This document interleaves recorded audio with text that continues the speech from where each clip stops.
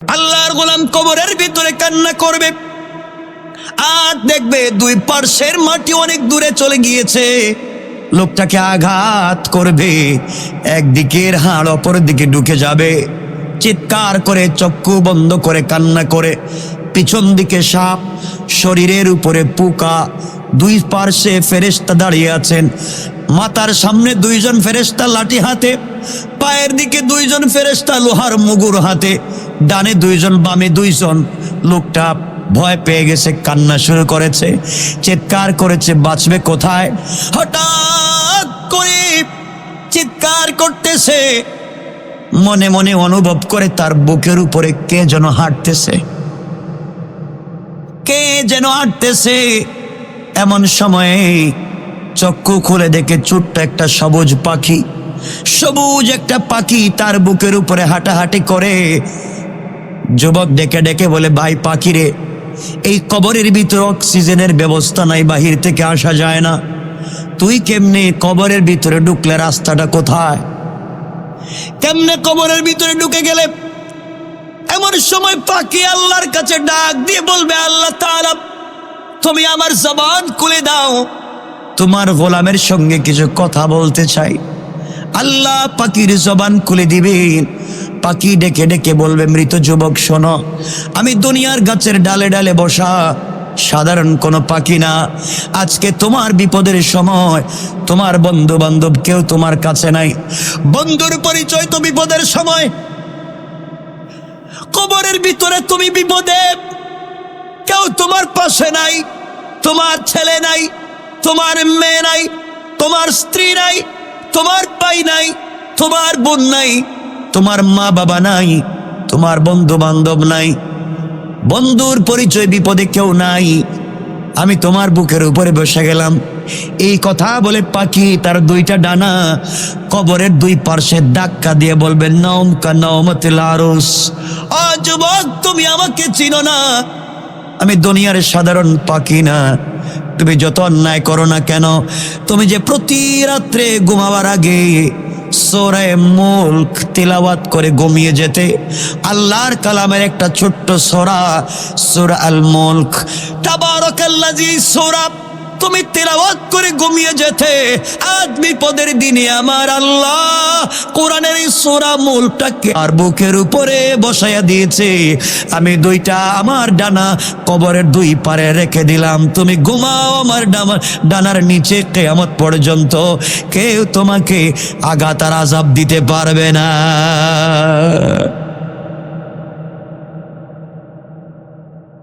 আজ যুবক তুমি ঘুমিয়ে যাও, কথা দিলাম কবরে কেউ নাই, সবাই তোমাকে ভুলে গিয়েছে। আমি কোরআনের সূরা মুলক তোমাকে ভুলে যাই নাই, কবরে তোমার সঙ্গে থাকবো, কথা দিলাম। কিয়ামতের দিন তোমার সঙ্গে থাকবো, কথা দিলাম। মিজানে যদি তোমার নেকির পাল্লা হালকা হয়ে যায়, আমি নিজে উঠে বাড়ি করে দেব, কথা দিলাম। তোমাকে পুলসিরাত পার করে জান্নাতে না নেওয়া পর্যন্ত আমার সুপারিশ বন্ধ হবে না।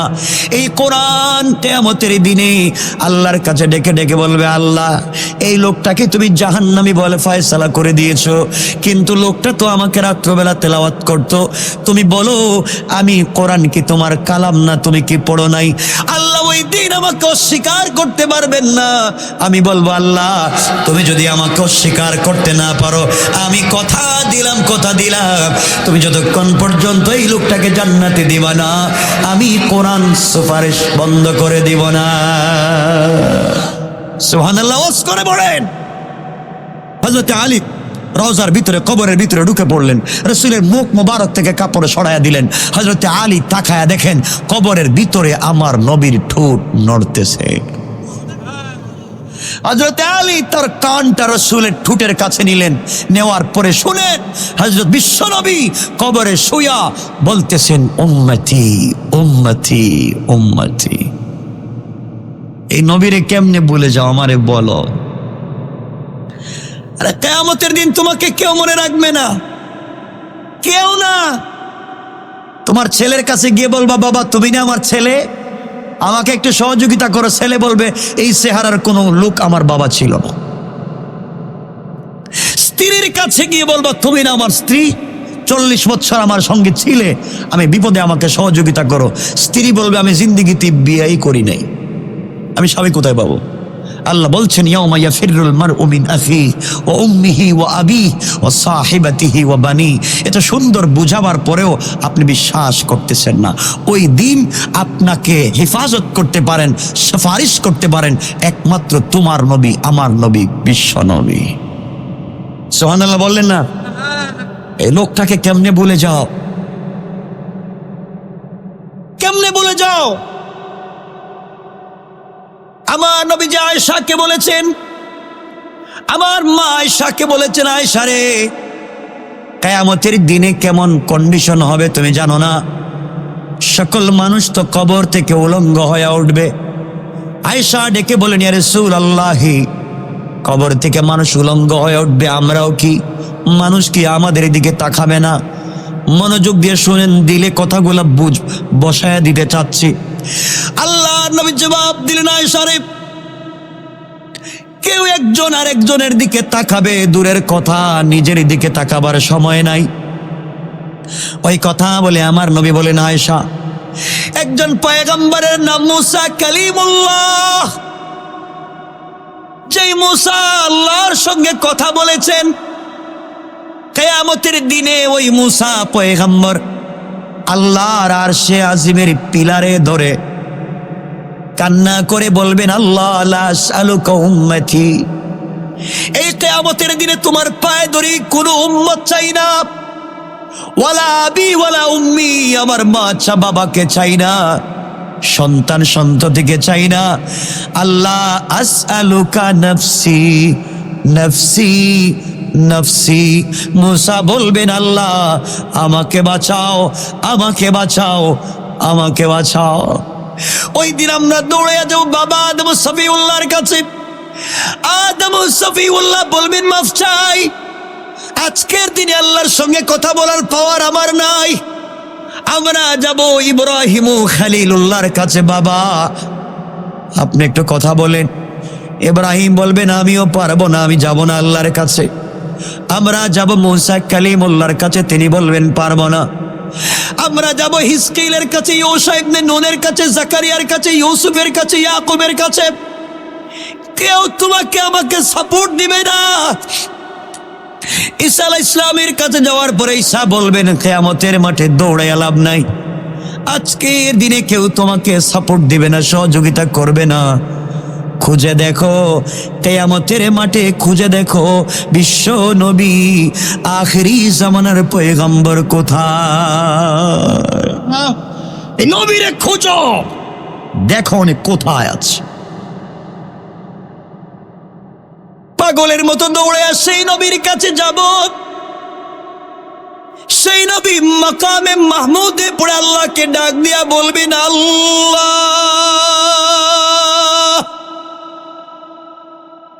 আমনি মাথা উঠাবো না, আগে তুমি বলো কিয়ামতের মাঠে বিচার কার্য শুরু করো না কেন? আল্লাহ বলবেন বন্ধুরে মাথা উঠাও, মাথা উঠাও, মাথা উঠাও। নবীজি বলবেন আল্লাহ মাথা উঠাবো এক শর্তে, তুমি আগে বলো আমার উম্মতের কি হালত হবে। কেমনে ভুলে যাও সেই রাসূলকে? কষ্ট পাচ্ছেন আমার কথায়? আর রাসূল গিয়েছিলেন মেরাজে, আল্লাহ রাসূল আল্লাহকে বলছিলেন আল্লাহ আমার একটা দোয়া শিখাও না কেন, দোয়া, এই দোয়াটা দুনিয়ায় গিয়ে আমি আমার উম্মতের জন্য করব, আমার একটা উম্মতকে তুমি জাহান্নামে দিতে পারবা না। আল্লাহ বলেন যাও তোমার একটা দোয়া শিক্ষা দিলাম। নবীজি দোয়া নিয়ে বলছেন আল্লাহ আপনি আমাকে কি মনে করছেন, আমি কি চালাক কম? এই দোয়াটা দুনিয়ায় করব না, রাইখে দিলাম। আল্লাহ বলছেন কেন? সকল নবীদেরকে দোয়া শিক্ষা দিলাম, তারা উম্মতের জন্য দুনিয়ায় দোয়া করেছে, তুমি করবে না কেন? আল্লাহ আমি যদি দোয়া করি আজকে, আমার উম্মত তো 1450 বছর পরে আইসা লাউতলি কলেজ মাঠে বৈশা বৈশা কাঁদবে, ওরা তো আমার দোয়ার ভিতরে ঢুকলো না। আল্লাহ আমি দোয়া রেখে দিলাম, কিয়ামতের দিনে জাহান্নামের গেইটে দাঁড়াইয়া এই দোয়া করব, আপনি আমার একটা উম্মতকে জাহান্নামে দিতে পারবা না। আল্লাহ কি হয়েছে আপনার? কেন সেই রাসূলকে চিনলেন না? কেন চিনলেন না? আমার দুঃখ এই জায়গায় যে মানুষটা গোটা জিন্দেগি শুধু উম্মত উম্মত উম্মত, কিয়ামতের দিন উম্মত। কষ্ট পাচ্ছেন আপনারা আমার কথায়? কথা তো অনেক লম্বা, সেই রাসূলের কথাই বলতেছি, কিন্তু খুব লম্বা করবো না কথা। আপনাদের অসুবিধা হচ্ছে আমি বুঝতেছি, একটু হাত উঠে দেখান কার কার অসুবিধা হচ্ছে। হচ্ছে অসুবিধা হয়? হাত এমনি উঠে যায় না? এমনি এটা উঠে যায়, এটা এমনি। আমার বন্ধুগণ মনোযোগ দিয়ে শোনেন কি বলতে চাই। সেই রাসূল পাক সাল্লাল্লাহু আলাইহি ওয়াসাল্লাম কিয়ামতের দিন আল্লাহ বলবেন, বন্ধু তোমার জন্য জান্নাতুল ফেরদাউস থেকে চেয়ার এনেছি, চেয়ারে বসো। তোমার জন্য জান্নাত থেকে পোশাক এনেছি, পোশাক পরো। নবীজি বলবেন, আল্লাহ তোমার চেয়ার তুমি রাখো, তোমার পোশাক তুমি রাখো। আমি যদি চেয়ারে বসে থাকি, মিজানে পুলসিরাতে জাহান্নামের গেটে আমার উম্মতের কি হবে আমি জানতে পারবো না। একটু জোরে পড়েন না সুবহান, আওয়াজ করে পড়েন না সুবহান। আমি আলোচনার শুরুতে যা বলেছিলাম এখন এসে তাই বুঝাচ্ছি, মনে রাখবেন। আমার নবী বসবেন না, হঠাৎ করে বিশ্ব নবীর মনে পড়বে আমার উম্মতেরা কোথায় আছে না জানি, পানির তৃষ্ণায় মরে যায়। দৌড়াইয়া সেই নবী আসবেন, হাউজে কাউসারের পারে এসে দেখবেন তোমার আমার জিহ্বা বের হয়ে আছে। নবীজি বলবেন, উম্মত আয় রে আমার কাছে আয়, এক গ্লাস হাউজে কাউসার পান কর। নবীজি নিজের হাতে পান করাইয়া বলবেন, যা রে যা, জান্নাতে না যাওয়া পর্যন্ত যদি 1 কোটি বছর চলে যায় আর কোনোদিন তৃষ্ণা লাগবে না।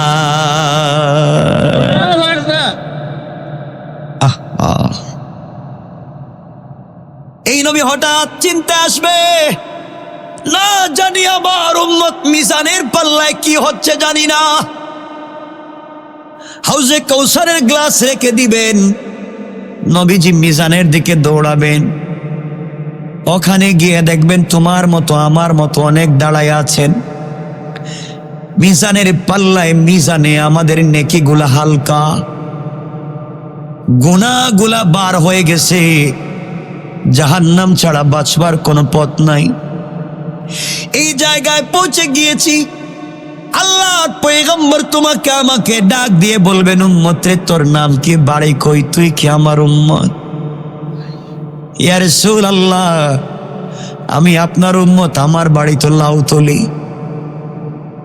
বিপদে পড়ে গেছি, জাহান্নাম ছাড়া বাঁচার পথ নাই, আমার যে গুনার পাল্লা বাড়ি হয়ে গেছে। নবীজি বলবেন, গোলাম উম্মত কান্দিস না, দাঁড়াইয়া থাক, আমি আসতেছি। এই কথা বলে আমার নবী কিয়ামতের মাঠে দৌড়াবেন।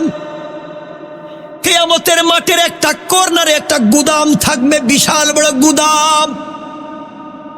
ওই গুদামের ভিতরে তোমার নবী আমার নবী ঢুকে যাবেন। ওখানে আমরা যে দুরূদ পড়ি, যে আমি যে শুরুতে বলছিলাম দুরূদ, আমরা যে দুরূদ গুলা পড়ি, এই দুরূদ গুলার সওয়াব গুলাকে গাট্টি বানাইয়া আল্লাহ নাম ঠিকানা লিখে দিয়া এই গুদামের ভিতরে রেখে দিয়েছেন। কম সুবহানাল্লাহ। নবীজি তোমার আমার নাম নিয়ে গুদামের ভিতরে ঢুকবেন, ঢুকে তোমার আমার নামটাকে মিলাইয়া এই দুরূদের গাট্টিটাকে নিজের মাথায় নিবেন। বিশ্ব নবী নিজের মাথায় নিয়া মিজানের পাল্লার কাছে এসে বলবেন, আল্লাহ এই যে আমার উম্মত গুলার নাম তুমি জাহান্নামে লিখে দিছ, আমার মাথায় যে দেখতেছেন এটা সাধারণ বোঝা না, আমার উপরে দুরূদ পড়েছে, এই দুরূদটাকে আমি তার মিজানের নেকির পাল্লায় উঠাইয়া দিলাম। আল্লাহর নবী মিজানের পাল্লায় যখন উঠাইয়া দিবেন, পাল্লার জবান খুলে যাবে, মিজানের জবান খুলে যাবে, আর ডেকে বলবে, আল্লাহ তোমার নবী কি উঠাইছে, পায়ে ধরি নামাইয়া দাও। জ্বলে যায় জ্বলে যায়, এটার পাওয়ার অনেক বেশি। আল্লাহ বলবেন বন্ধুরে নামাইয়া দেও, আমি কথা দিলাম তোমার উম্মতের নামটা জাহান্নামের লিস্ট থেকে কেটে দিয়া জান্নাতের লিস্টে ঢুকাইয়া দিলাম। সেই নবীরে কেন চিনো না? আবার বিশ্বনবী দৌড়াবেন পুলসিরাতের দিকে, ওখানে গিয়ে দেখবেন তুমি আমি দাঁড়িয়ে আছি, পার হচ্ছি না, না জানি মরে যাই, পুলসিরাতে উঠলেই নাকি জাহান্নামে চলে যাই। নবীজি বলবেন তোমার নাম কি, তোমার বাড়ি কই, ঠিকানা নিয়ে আবার যাবেন এই গোদামে। তোমার জন্য আমার জন্য যদি দুনিয়া দুরুদ পড়ে থাকি, নবীজির উপরে যদি দুরুদ পড়ে থাকি, দুরুদ নিয়ে আসবেন, এসে পুলসিরাতের উপরে ধরে ফেলবেন। পুলসিরাত বলবে আল্লাহর রাসূল আপনি যদি দুরুদ এগুলো এভাবে রাখেন, পুলসিরাত থাকবে না, ব্রিজ থাকবে না, জ্বলে যাবে।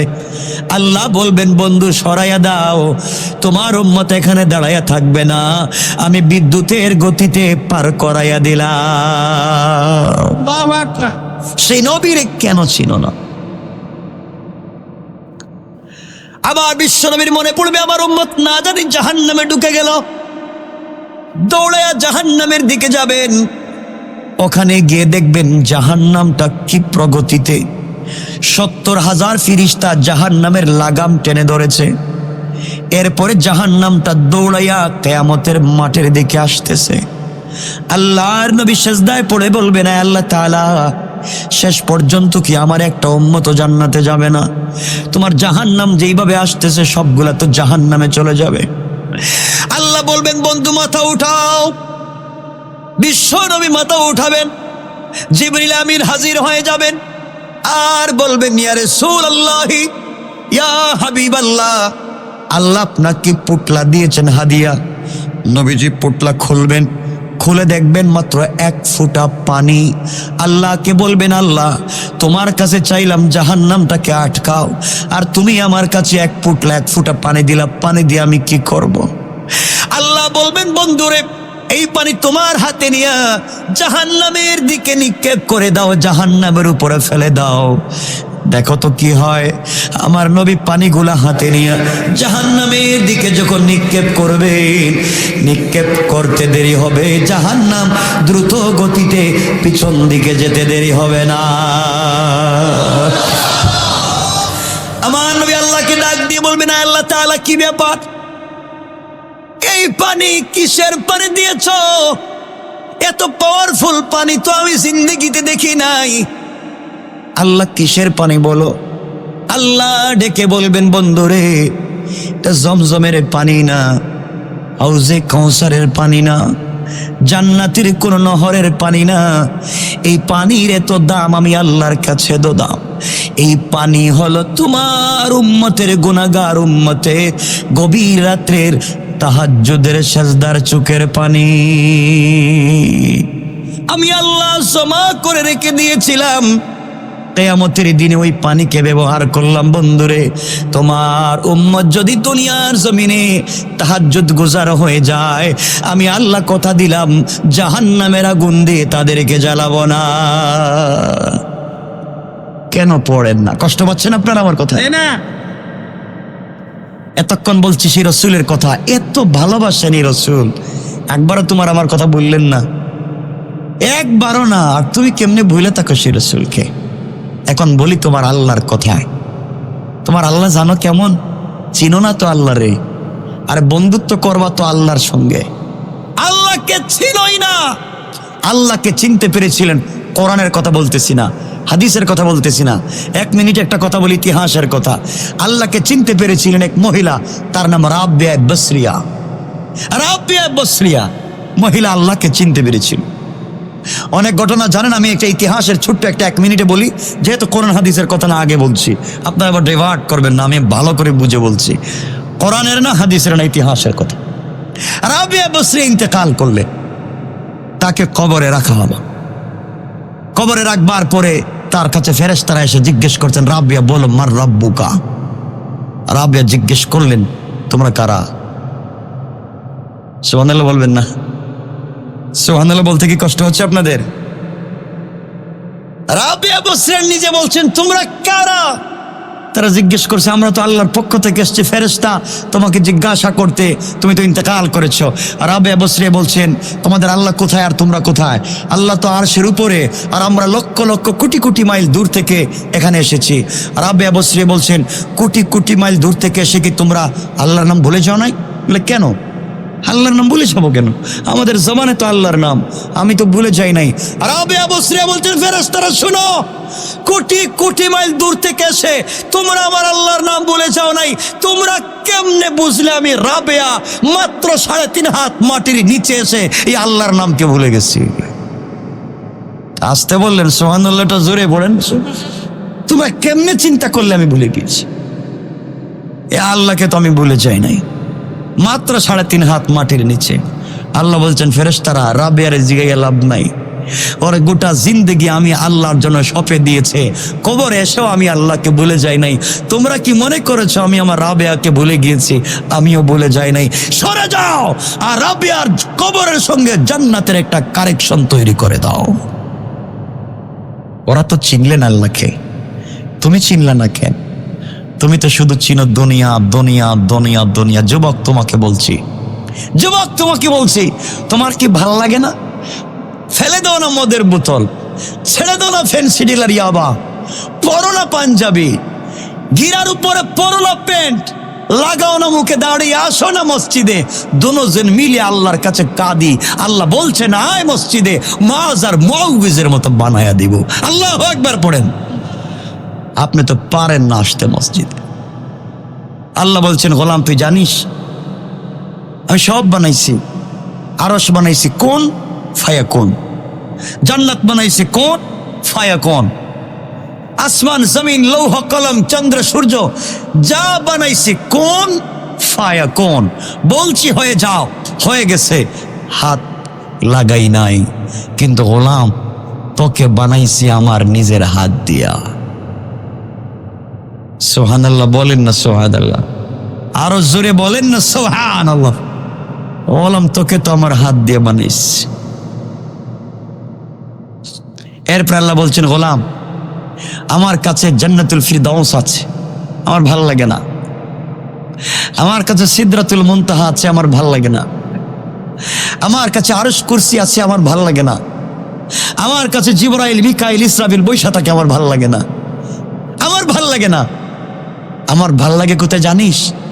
গভীর রাত্রে যখন তুই ঘুম থেকে উঠে তাহাজ্জুদের সিজদায় পড়ে যাস, তখন আমি আল্লাহ আরশে আজিমে থাকি না, আমি তোর ঘরের দরজায় পৌঁছে যাই। কারণ গোলাম জানিস আমি তোর সাথে প্রেম করেছি, প্রেম তোর সাথে প্রেম করেছি। আসলে ব্যাখ্যাটা বুঝেন না তো আপনারা। যে যার সাথে প্রেম করে, যে যার সাথে সম্পর্ক, দেখবেন সে তার সাথে একাকিত্বে অন্ধকারে একা একা, কাউকে বুঝতে দেয় না সে কথা বলে, ঠিক না? এই জন্য পার্কে যায়, জঙ্গলে যায়, যেখানে মন চায় সেখানে ছেলে মেয়েরা যায়। কেন? তার সাথে তার প্রেম। সে একা একা কথা বলতে চায়, মা বাপকে জানতে দেয় না। আল্লাহ বলছেন, গোলাম জানিস আমি আল্লাহ তোর সাথে প্রেম করেছি, তোকে ছাড়া আমার ভাল লাগে না। এই জন্য আমি আল্লাহ রাত্রে ঘুমাই না। লা তাখুযুহু সিনাতুন ওয়ালা নাওম। তুই কখন ঘুম থেকে উঠে আমাকে ডাক দিয়ে বলবে সুবহানা রাব্বিয়াল আলা, আমি সাথে সাথে মিন হাবলিল ওয়ারিদ, গলার রগের চাইতে তোর কাছে পৌঁছে যাই, কাছে কাছে কাছে। আপনি তো বুঝেন না, সে আল্লাহকে চিনেন না। সে আল্লাহকে চিনেন, জিন্দেগি কামিয়াব। আল্লাহ বলছেন, গোলাম আমি ঘুমাই না, গভীর রাত্রে ঘুমাই না, একমাত্র তোর অপেক্ষায় থাকি। গোটা জিন্দেগি গুনাহ করছ, একটা বার দেখি আমাকে ডাকে কিনা। গোলাম গভীর রাত্রে তুই যখন সিজদায় পড়ে বলিস সুবহান, আমি ফেরেশতাদেরকে বলি, ও ফেরেশতারা, ও গোলামটা কি কয়? ফেরেশতারা বলতেছে, আল্লাহ তাআলা গোলাম সিজদায় পড়ে বলছে সুবহানা, তুমি নাকি সুবহান পবিত্র। ফেরেশতাদেরকে আল্লাহ বলছেন, ফেরেশতারা বলো গোলামকে আমারে দেখছে, কেউ দেখে নাই। আল্লাহ বলেন, ফেরেশতারা যেই গোলাম আমাকে না দেখে সুবহান বলে আমাকে পবিত্র বলেছে, সাব্বাহতানি, আমি আল্লাহ পবিত্র। আর গোলাম আমাকে সুবহান বলার কারণে আমি আল্লাহ বললাম সাব্বাহতুকা, তোমাকেও আমি আল্লাহ পবিত্র বানাইয়া দিলাম। কোন সুবহানাল্লাহ। এ আল্লাহকে চিনেন না। আরে আমার নিজের চোখে দেখা কথায় তো কথা চলে আসে। 11:30 তো নাকি 10:30 হয়ে যাচ্ছে তো অনেক রাত্রে। কষ্ট হচ্ছে আপনাদের? কষ্ট পাচ্ছেন? আমার নিজের চোখে দেখা। আরে আল্লাহর সাথে সম্পর্ক করেন মিয়া। আল্লাহর কাছ থেকে কি চান আপনি? টাকাই তো চাইবেন, পয়সাই তো চাইবেন, গাড়ি বাড়ি তো চাইবেন, সুন্দর একটা বউ চাইবেন, আর তো কিছু না। আর কিছু আছে আপনাদের? সব কিছু কয় না দেখি এরা। আর কিছু চাইবেন? এ তো গাড়ি বাড়ি, টাকা পয়সা, ধন দৌলত, সুন্দর একটা বউ, আর মরলে জান্নাত, আর তো কিছু নাই। আল্লাহ বলছেন, গোলাম তুই কি চাইবে তুই চা, আমি কথা দিলাম তোকে 100 গুণ বাড়াইয়া দিব। 100 গুণ। সুবহানাল্লাহ। একটু জোরে পড়েন না। বসেন, কেউ কথা বলবেন না, শুধু শোনেন। এদিক সেদিক কথা বললে, একটু বাইরে কথা বললে খারাপ লাগে। শোনেন, আমার জিন্দগির বাস্তব একটা ঘটনা বলি আপনাদেরকে। আরে আল্লাহর উপরে বিশ্বাস রাখেন তো জিন্দগি কামিয়াব। আমি এই দুনিয়ার উন্নত বিশ্ব দেখেছি নিজের চোখে, উন্নত দুনিয়া দেখেছি নিজের চোখে। আল্লাহ কত দেশ ঘোরাইছে আমাকে, দেখেছি কোথাও শান্তি নাই, কোথাও শান্তি নাই। ইউরোপ আমেরিকায় তো নাই। এখানে ফ্রিডম কান্ট্রি, স্বাধীন কান্ট্রি, ওদের ইচ্ছা মতো চলে। ছেলে কোথায় যায়, মেয়ে কোথায় যায়, কিচ্ছু বলার অধিকার কারণ নেই। আর এই দেশের ভিতরে মায়েরা নিজের জন্ম দেওয়া বাচ্চাকে পুশ চেয়ারে করে ঠেলে আর কুত্তার বাচ্চাকে নিজের বুকের দুধ পান করায়। তাস্তে বলেন নাউজুবিল্লাহ। শান্তি নাই ওদের দেশে। শোনো, আল্লাহর উপরে বিশ্বাস রাখো, আল্লাহ তোমাকে বাঁচায় দিবেন। এই চাঁদপুরের একটা কথা মনে পড়ে গেল, বলে দিই। গত বৎসরের এই চাঁদপুরের একটা কথা আমার মনে পড়েছে। এটা অন্য একটা কথা। আমি মেবি কোথায় জানি প্রোগ্রামে আসছিলাম, তখন ছিল সমুদ্রের 10 নম্বর সংকেত, বিপদ সংকেত। গত বছর ছিল না এইভাবে 10 নম্বর বিপদ সংকেত। আমি চাঁদপুরের কোথায় প্রোগ্রামে ছিলাম। প্রোগ্রামে এসছি, প্যান্ডেল সব ভেঙে গিয়েছে। ওরা মসজিদে প্রোগ্রামের আয়োজন করেছে, মসজিদে প্রোগ্রামের আয়োজন করেছে, মসজিদে প্রোগ্রাম করেছি। শীত, ঝড়, বৃষ্টি। রাত্র 2:30টায় ঢাকার উদ্দেশ্যে বের হয়েছি। বিদ্যুৎ নাই, রাস্তা গাছ বাঁশ পড়ে সব ব্লক, একটা পাবলিক নাই, কিছু দেখাও যায় না। মানে এমন এক জায়গায় গিয়েছি, এখন রাস্তাও চিনি না, কোথায় আসছি এটা বলতে পারতেছি না। আমরা 3 জন ছিলাম, ড্রাইভার, আমি আর আমার সাথী আর একজন ছিলেন, উনি আজও আমার সাথে আছে। কিন্তু কোথায় যাব আমরা এত রাত্রে? বসে আছি, আল্লাহর কাছে চাচ্ছি, আল্লাহ কথা তো বলে এসেছি তোমার, যাবো কোথায়? গভীর রাত্রে শিলা বৃষ্টি দিচ্ছে, ঝড় তুফান। রাত্র প্রায় 3টা, 1 ঘন্টা রাস্তায় বসে আছে, গাড়ি নাই, মানুষ নাই, কিচ্ছু নাই। হঠাৎ করে দেখি আমাদের গ্লাসে এসে একটা লোক নক করতেছে। বৃষ্টির মধ্যে একটু ফাঁকা করে বললাম, ভাই কে আপনি? এত রাত্রে এখানে আসছেন? হুজুর আপনি কোথায় যাবেন? আমি ঢাকা যাব। যে এত রাত্রে এখানে যাবেন কোন দিকে? এদিকে তো রাস্তা না, আপনি পিছনে গিয়ে ডান দিকে সোজা গেলেই আপনি দাউদকান্দি গিয়ে আপনি ঢাকা যেতে পারবেন। এই যে গেলাম, 1 ঘন্টা লাগে নাই, ঢাকা পৌঁছে গিয়েছি। কিন্তু আজ অবধি জানি নাই রাত্রে 3টায় এই লোকটা কে। এখনো জানি নাই রাত 3টায় এই লোকটা ছিল কে। আল্লাহর উপরে বিশ্বাস করে জিন্দগি কামিয়াব, জিন্দগি কামিয়াব। আল্লাহকে চিনেন। আল্লাহ বলছেন, গোলাম তোর হেফাজত, তোর জিম্মাদার তো আমি আল্লাহ। কথায় কথা চলে আসে। এই বছরই আমরা এক জায়গায় প্রোগ্রামে গেলাম। প্রোগ্রামে যেতে যেতে দেরি হয়েছে রাস্তায়। যাওয়ার সময় গাড়িতে তেল ছিল, পেট অকটেন শেষ, গ্যাস শেষ। গাড়ি গিয়ে শুধু স্টেজে গেছি, সব শেষ, স্টার্ট হচ্ছে না গাড়ি। ওয়াশ করলাম 1.5-2 ঘন্টা। জিজ্ঞেস করলাম, ভাই আপনাদের একটা পেট্রোল পাম্প আছে? কাজুর 57 কিলো দূরে। কত কিলো? 57 কিলো দূরে। এই রাত্রে যেতে হবে, আমার পরের দিন শুক্রবার জমা পড়াতে হবে। একজন লোক এসে মোটর সাইকেল থেকে 1 লিটার অকটেন দিছে। 1 লিটার। হুজুর আমাদের মোটর সাইকেলে 1 লিটার আছে, আপনি নেন, আর আজকে রাত্রে থাকেন, কালকে আমরা ব্যবস্থা করে আপনাকে দেব। 1 লিটারে কি যাওয়া যায়? সর্বোচ্চ 5-6 কিলো বা সর্বোচ্চ 8 কিলো। এর উপরে তো যেতে পারবো না। আজকের এই সময় নেই, এই কথাটা বলবো না। সলাতুল হাজতের এক বরকত, ইন্টারনেট একটা প্রোগ্রাম আছে আমার 2.5 ঘন্টার, সলাতুল হাজত, নামাজের কি বরকত। আরে নামাজ পড়ে দেখেন, ফেরেশতা আল্লাহ ডাইরেক্ট সামনে পৌঁছায় দিবে। সলাতুল হাজত তো জানেন না কোন নামাজ, সলাতুল হাজত তো জানেন না কোন নামাজ। ড্রাইভারকে বললাম আমরা গাড়িতে সলাতুল হাজত পড়ি, পড়লাম রাত্র 2:30। ড্রাইভার আমাকে বললাম চাবি আমাকে দাও, আমি গাড়ি চালাই। বিসমিল্লাহ বলে গাড়ি স্টার্ট দিয়েছি। আমি নিজে অকটেন আছে 1 লিটার, 8 কিলো যাবে অথবা 10 কিলো, কিন্তু গাড়ি স্টার্ট দিয়েছি। এই আল্লাহকে চিনলেন না, এই মনিবকে চিনলেন না। আল্লাহকে,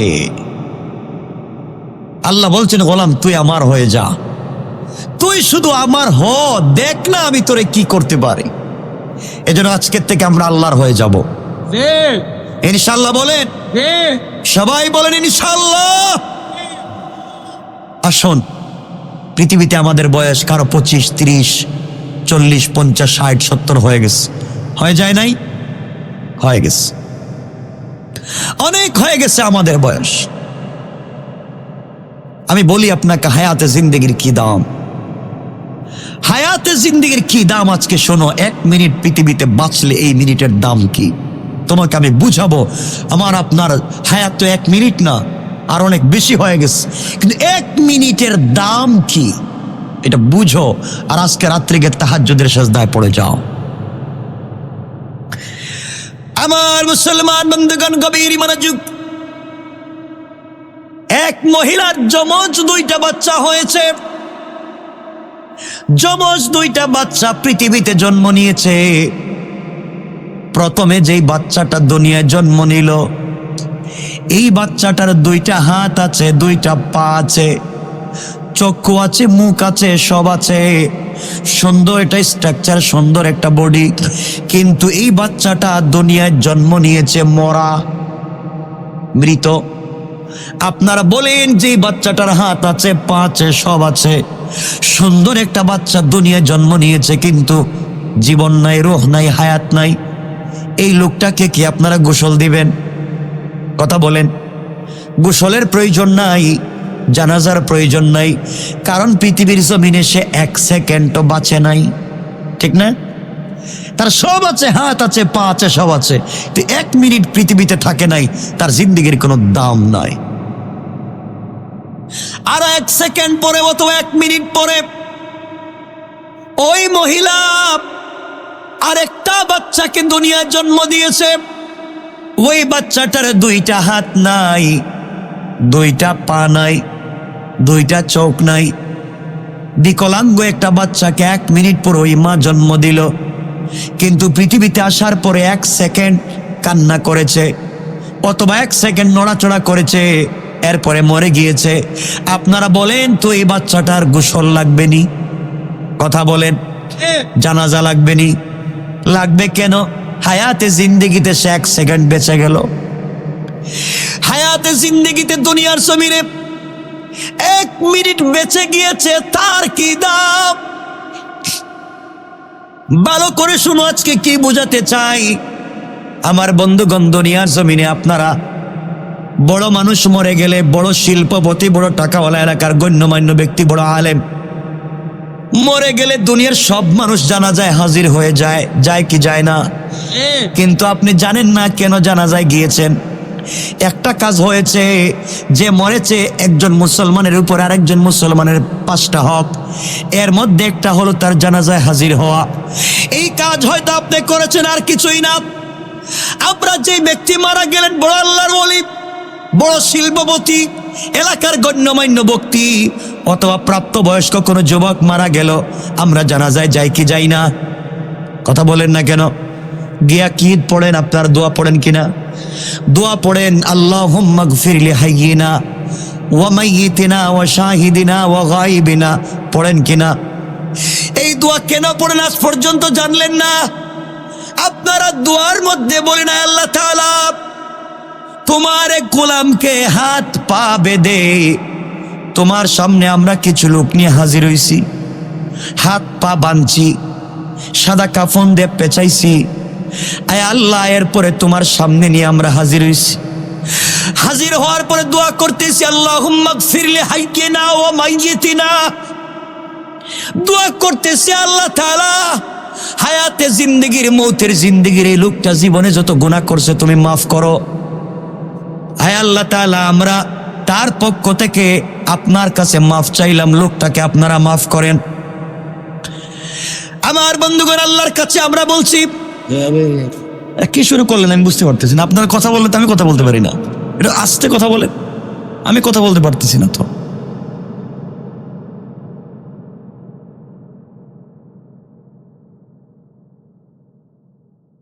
আমার বন্ধুগণ, আমরা সবাই ওই লোকটাকে হাত পা বেঁধে সাদা কাফন দিয়ে পেছাইয়া জানাজার জন্য নিয়ে দোয়া করি, আল্লাহ যেই লোকটাকে নিয়ে আজকে তোমার সামনে মাঠে হাজির হয়েছি, কিছুক্ষণ পরে তাকে তোমার হাওয়ালা করব, কবরে রেখে দিব। আয় আল্লাহ তাআলা, এই গোলামটাকে তুমি মাফ করে দাও, তার গুনাহ মাফ করে দাও। তা বলি কিনা? এখানে আমার লাভ কি? লাভ তো সব তার। যার জন্য দোয়া করলাম লাভ তো তার, যার জন্য দোয়া করলাম লাভ তো তার। সে মরছে, তার জন্য দোয়া করলাম, আমার লাভ কি? আপনারা জানেন না কার জানাজায় গেলেন? বড় মানুষের জানাজায় গেলেন, যে মরছে তার জন্য আল্লাহর কাছে দোয়া চাইলেন। আর যেই বাচ্চাটা 1 সেকেন্ড দুনিয়ার জমিনে বেঁচে ছিল, ছোট্ট যেই বাচ্চাটা 1 সেকেন্ড বাঁচার পরে মরে গেল, এই বাচ্চার জানাজায় আমি গেলাম না, কারণ বাচ্চাদের জানাজায় আমরা যাই না। ছোট ছোট বাচ্চা মারা গেলে জানাজায় যাই না, 2-4-5 জন মিলে জানাজা পড়াইয়া দেয়, ঠিক না? আপনি বুঝেন নাই, আসলে আপনি বুঝেন নাই, দিন জানেন নাই, কার জানাজায় যাবেন বুঝেন নাই। এই ছোট্ট বাচ্চার জানাজায় আমরা যাই না, অথচ এই ছোট্ট বাচ্চার জানাজায় আমরা কি দোয়া পড়ি? পুরুষ হলে পড়ি আল্লাহুম্মা জাআলহু লানা, মেয়ে হলে পড়ি হালানা, আল্লাহুম্মা জাআলহু লানা ফারাতাও ওয়া জাআলহু লানা আজরাও ওয়া যুখরা। এই দোয়া পড়ি। আপনি জানেন না দোয়ার অর্থ কি জন্য আপনি জান না, এই জন্য আপনি জানেন না। আমরা ওই সময় দোয়া পড়ি, আয় আল্লাহ তাআলা, তোমার কাছে একটা মাসুম বেগুনাহ ফেরেশতা বাচ্চা নিয়ে হাজির হলাম। আয় আল্লাহ তাআলা, এই বাচ্চার বরকতে, বাচ্চার ওসিলায় তুমি আমাদেরকে মাফ করে দাও। তাহলে আপনি ছোট্ট বাচ্চার জানাজায় হাজির হয়ে নিজের জন্য দোয়া করতে পারতেছেন, আর বড় মানুষের জানাজায় হাজির হয়ে তার জন্য দোয়া করেন। তো আমাদের যাওয়া উচিত কার জানাজায়? কথা বলেন। তো আপনি যে বুঝেন না, এই জন্য যান না। আমরা আল্লাহর কাছে দোয়া করি, আল্লাহ তাআলা, ছোট্ট বাচ্চাকে নিয়ে তোমার সামনে হাজির হয়েছি, এর ওসিলায় তুমি আমাদেরকে মাফ করো। শেষে বলি শাফিআ ওয়া মুশাফফা। আয় আল্লাহ তাআলা, শুধু আমাদেরকে মাফ করলে হবে না, এই বাচ্চাটাকে কিয়ামতের দিনে আমাদের ব্যাপারে সুপারিশকারী বানাইয়া দাও। কি দোয়া করলেন আপনি, কিন্তু আপনি জানলেন না যে যাইবেন কোথায় আর গেলেন কোথায়। এজন্য ছোট্ট বাচ্চাদের জানাজায় বেশি যাবেন, নিজের লাভ, নিজের লাভ। এই বাচ্চাগুলোর লাভ কি শুনেন? কিয়ামতের দিনে আল্লাহ রাব্বুল ইজ্জত ওয়াল জালাল হিসাব নিকাশ যখন শেষ করবেন, হিসাব নিকাশ আরম্ভ করে দিবেন কিয়ামতের মাঠে, আল্লাহ এমন সময় ফেরেশতাদেরকে বলবেন, ফেরেশতারা, এই যে ছোট্ট বাচ্চাটা 1 সেকেন্ড 1 মিনিট পৃথিবীতে বেঁচে ছিল, এরপরে যেই বাচ্চাটা মরে গিয়েছে, অথবা অপ্রাপ্ত বয়স্ক নাবালিগ যেই বাচ্চা মরেছিল দুনিয়ায়, এই বাচ্চাগুলো আজকে কোথায়? খুঁজে খুঁজে আমার সামনে হাজির করো। মায়ের ঘর থেকে জন্ম নিয়ে যে বাচ্চা মরে গিয়েছে, এই বাচ্চাগুলাকে আজকে আমার সামনে হাজির করো। ফেরেশতারা মিলে সকল ছোট্ট ছোট্ট বাচ্চাদেরকে আল্লাহর সামনে হাজির করবেন। আল্লাহ বলবেন, বাচ্চারা, তোমরা তো মা বাপকে দুনিয়ার জমিনে দেখো নাই, দুনিয়ার আলো বাতাস কিছুই বুঝো নাই, গুনাহ কানা কিছুই করো নাই, ইন্তেকাল করে কবরে আসছো। আজকে কিয়ামতের মাঠে আমি কিছুক্ষণ পরে হিসাব আরম্ভ করব, বিচার আরম্ভ করব। এই বিচার হবে একমাত্র ইনসাফের বিচার। ওই জায়গার মধ্যে কোনো স্যাক্রিফাইস নাই, কনফার্মাইজ নাই। সুতরাং তোমরা শোনো, কিয়ামতের মাঠে দৌড়াদৌড়ি করো না, জান্নাতের সার্টিফিকেট হাতে নাও, আর তোমরা বাচ্চাগুলা জান্নাতের ভিতরে চলে যাও। এই ছোট্ট ছোট্ট বাচ্চা যেগুলা অপ্রাপ্ত বয়স্ক মারা গিয়েছিল, আল্লাহ তাদের কাছে জান্নাতের সার্টিফিকেট দিয়া বলবেন যাও। বাচ্চাগুলা জান্নাতের কার্ড নিবে, সার্টিফিকেট হাতে নিবে। আল্লাহ রাব্বুল ইজ্জত ওয়াল জালাল বিচার কার্য শুরু করবেন। হঠাৎ করে দেখবেন বাচ্চারা কিয়ামতের মাঠে এদিক সেদিক দৌড়ায়। আল্লাহ বলবেন কিরে, ওদেরকে না আমি জান্নাতের সার্টিফিকেট দিয়া বললাম জান্নাতে যাইতে, ওরা যায় না কে? কিয়ামতের মাঠে দৌড়ায় কেন? ওদেরকে আমার সামনে হাজির করো। এই বাচ্চাগুলাকে আল্লাহর সামনে হাজির করা হবে। আল্লাহ বলবেন তোমরা জান্নাতে যাও না কেন রে? তোমরা এখানে মাঠের মধ্যে দৌড়াদৌড়ি করো কেন? এই বাচ্চাগুলা ডেকে ডেকে বলবে, আয় আল্লাহ তাআলা, তুমি কেমনে বললা নিমক হারামের মতো আমরা জান্নাতে চলে যাব, কেমনে বুঝলা? আয় আল্লাহ তাআলা, দুনিয়ায় তেমনি এমনি আসি নাই।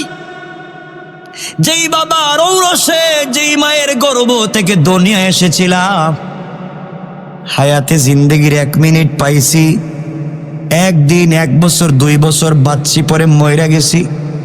কিন্তু আমার মা তো আমাকে 10 মাস 10 দিন পেটে রাখছে। আমি মায়ের পেটে যাওয়ার পরে মা ঠিক মতো রাত্রবেলা খেতে পারে না, বমি হয়ে যায়। পা দিয়া পেটের ভিতরে আঘাত করছি।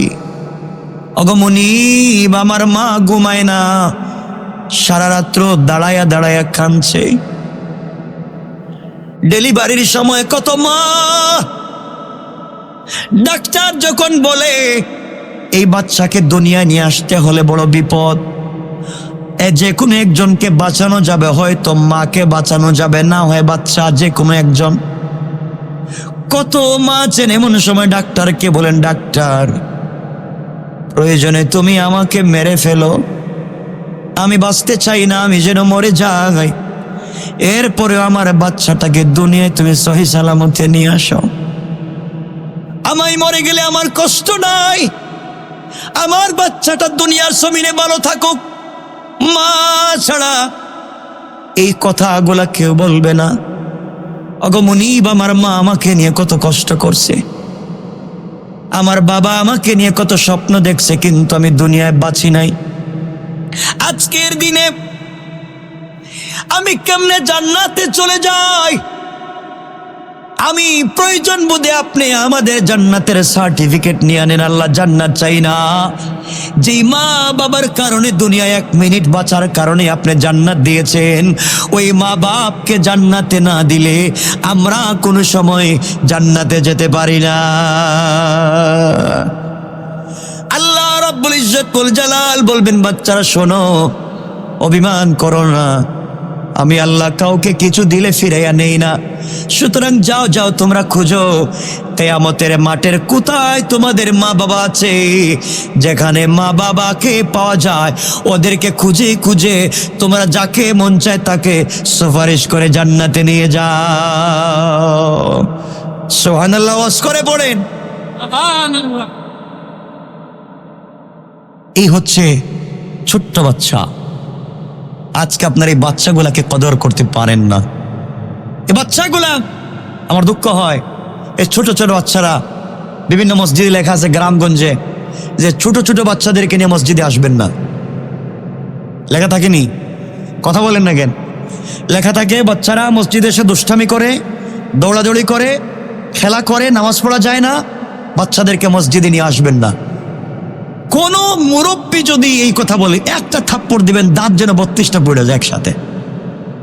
এটা নামাজ পড়া শিখছেন আপনি মসজিদে? মসজিদে লেখা দিবেন, যার ঘরে 2টা বাচ্চাতে সবগুলো নিয়ে মসজিদে আসেন। বাচ্চারা মসজিদে এসে খেলবে, দুষ্টামি করবে, ওরা এসে মসজিদের গ্লাস ভেঙে দিবে। এটা বাচ্চাদের সৌন্দর্য। জান্নাতের ভিতরে বাচ্চারা ওভাবে খেলাবে। সুবহানাল্লাহ খান। বাচ্চাদেরকে মসজিদে আসতে নিষেধ করেন, আপনি কে? বাচ্চারা মসজিদে আসবে, দুষ্টামি করবে। আজকের বাচ্চা আগামী দিনের যুবক। আজকে যদি ওরা নামাজি হয়, আজকে যদি ওরা মসজিদে আসা শিখে, আগামীর যুবক তার 5 ওয়াক্ত নামাজি হবে। ঠিক কিনা বলেন? এই জন্য বাচ্চাগুলোকে মসজিদে নিয়ে যাবেন তো, না বাসা রেখে যাবেন? বাচ্চা চাই মসজিদে যাইতে, বাবা কই দরকার নাই। এই জন্য মসজিদে সাইনবোর্ড লাগাই দিবেন যে যার যতটা বাচ্চা আছে ওগুলারে নিয়ে মসজিদে আসেন। বাচ্চা রাইকে আসবেন না, বাচ্চা নিয়ে যাবেন। আমার আরেকটা দুঃখের কথা হচ্ছে, ফতোয়ার কিতাবে লেখা যে কি করে, যে এখানে বাবা দাঁড়াইছে, এখানে বাচ্চা, কো বাবা পিছনে যাও, পিছনে যাও, এখানে তোমার না। থাপড়াইতে নামাজ শিখাইয়া দিত। নামাজ শিখছো না তুমি? আরে তুমি যে মসজিদে এসে নামাজ পড়তেছো, তোমার নামাজ তো একদিন কবুল না হতে পারে। আল্লাহ বলতে পারেন ফাওয়াইলুল লিল মুসাল্লিন, যা তোর নামাজ নে, তোর কপালে দিলাম। তোমার নামাজ তো কবুল হবে এই বাচ্চার কারণে। কথা বলেন না কেন? বাচ্চার কারণে তোমার নামাজ কবুল। এজন্য বাচ্চাগুলোকে মসজিদে নিয়ে যাবেন। ওরা দুষ্টামি করুক, ওরা দৌড়াদৌড়ি করবে, ওরা কান্দের উপরে উঠবে, পাঞ্জাবি ধরে টানবে, নামাজের সামন দিয়ে হাঁটবে না। বাচ্চাদের সৌন্দর্য আল্লাহ এগুলা দেখে মুস্কি হাসেন। সুবহানাল্লাহ খান। আপনারা বাচ্চাদেরকে দৌড় বিদায় করে দেন। এর জন্য বাচ্চাকে মসজিদে আনবেন তো ইনশাল্লাহ। কথায় কথা চলে আসলো, তাহলে বলি রাসূলের সময় কি বাচ্চারা মসজিদে যাইতো কিনা? রাসূল পাক সাল্লাল্লাহু আলাইহি ওয়াসাল্লাম খুতবা দিচ্ছেন, জুমার খুতবা। জুমার কিসের খুতবা? জুমার খুতবা দিচ্ছেন। তার কলিজার টুকরা 2টা নাতি হাসান আর হুসাইন মসজিদে আসছে সবার শেষে। পিচ্ছি তো আচ্ছা, মসজিদের বাইরে দাঁড়ায় আস, ভিতরে আসতে পারে না, সব ভরা। আসতে চাইলে থামো, পিছনে যাও, থামো, পিছনে যাও, সামনে যাইও না। রাসূল দেখলেন খুতবা দিচ্ছেন, রাসূল দেখলেন তার নাতি 2টা আইসা দাঁড়ায় আছে, মসজিদে ঢুকতে পারতেছে না। খুতবা দেওয়া বন্ধ করে দিলেন। মিম্বর থেকে নেমে গেলেন, নিচে হেঁটে গেলেন, 2টা নাতিকে ধরলেন, কাছে আনলেন, 2 নাতির মাথায় হাত দিয়া বাকি খুতবা রাসূল দিয়েছেন। সুবহানাল্লাহ বললেন না? কিসের ইসলাম? আর কই গেছে ইসলাম? শোনেন এরপরে কি রাসূল তো শেষ করলেন, নামাজ শুরু হইছে। রাসূল পাক নামাজে গিয়া সেজদায় গিয়ে এখন আর উঠেন না, লম্বা সেজদা দিচ্ছেন। এক সেজদা ছোট, আরেক সেজদা মোটামুটি 20 মিনিট, আধা ঘন্টা। সাহাবায়ে কেরাম চিন্তা করেন, কি নামাজ কি ভাঙ্গা দেখবো রাসূল কে আছেন না মরে গেছেন? এত লম্বা সেজদা দিচ্ছে কেন রাসূল পাক? নামাজ শেষ হলো, সাহাবায়ে কেরাম জিজ্ঞেস করলেন, ইয়া রাসূলুল্লাহ আপনি তো লম্বা সেজদা দিলেন কেন হঠাৎ করে? বুঝলাম না।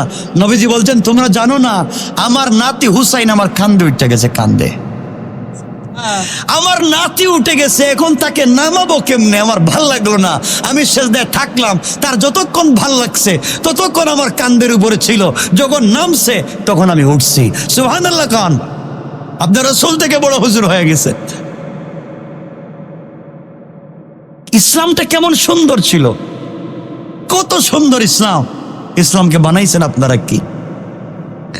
আর যদি বলে ইমাম সাহেব যদি নামাজে মোটামুটি কোনো ভুল করতে পারে, 4 রাকাতের নামাজে 3 রাকাত পড়তে পারে, নামাজ সালাম ফিরে ইমাম সাহেব কি বাড়িতে গেছে কেন? আমার বউ বাচ্চার কাছে নামাজ 3 রাকাত কেন? সব ভুলে যান, ইমাম সাহেব চলবে না, সব ভুলে যায়। শুরু হইল মারামারি। আছে না নাই? এলা কি শুরু করছেন আপনি? জানেন মাসালা? তাহলে শুনেন, কষ্ট পাচ্ছেন আমার কথায়? আর জীবনে লাউ তলিতে দাওয়াত দিয়েন না, বাইরে বলবেন আর জীবনে যেন না কয়। শোনেন, তাইলে শোনেন, মাসআলা ভুল ইমামের হতে পারে, কেমনে জিজ্ঞাসা করবেন শুনেন। একবার রাসূল পাক নিজেই নামাজ পড়াচ্ছেন, 4 রাকাতের নামাজ। কে পড়াচ্ছেন? নবীজি নিজে। সুবহানাল্লাহ বললেন না? আর জোরে পড়েন না সুবহানাল্লাহ, আরো জোরে পড়েন না সুবহানাল্লাহ। আসর 4 রাকাতের নামাজ রাসূল পড়াচ্ছেন। 4 রাকাতের নামাজ 3 রাকাত পড়াইয়া সালাম ফিরিয়ে দিছে। কয় রাকাত পড়ানোর দরকার ছিল? কয় রাকাত পড়াইছেন? কয় রাকাত? ইমামকে বিশ্বনবী। সুবহানাল্লাহ বলেন। আরে ইমাম তো বিশ্বনবী, আর মুসল্লিকে জানেন আবু বকর, ওমর, ওসমান, আলী, তালহা, জুবায়ের, জাফর, হানজালা, খালিদ ইবনুল ওয়ালিদ সমস্ত বিশ্ববিখ্যাত সাহাবীরা রাসূলের পিছনে রাসূল নামাজ পড়াইছেন 3 রাকাত। এখন তো আমরা হইলে তো মায়ের শুরু হয়ে যেত। নবীজি নামাজ সালাম ফিরাইয়া মুসল্লিদের দিকে তাকায়া বসছেন। এখন কে জিজ্ঞাসা করবেন রাসূলকে, ইয়া রাসূলুল্লাহ নামাজ 3 রাকাত পড়লেন কেন? জবাব দেন, কে বলতেছে না। আবু বকর আস্তে আস্তে ওমরের হাত ধরলেন। ভাই ওমর, তুমি কি আসো? কাশি তো। নামাজ কয় রাকাত হইছে? আমি জানি না। জানো না কেন? নবীজি কয় রাকাত পড়ছে? আমি জানি না, আমি বুঝছি 3 রাকাত, কিন্তু আমি বলতে পারুম না।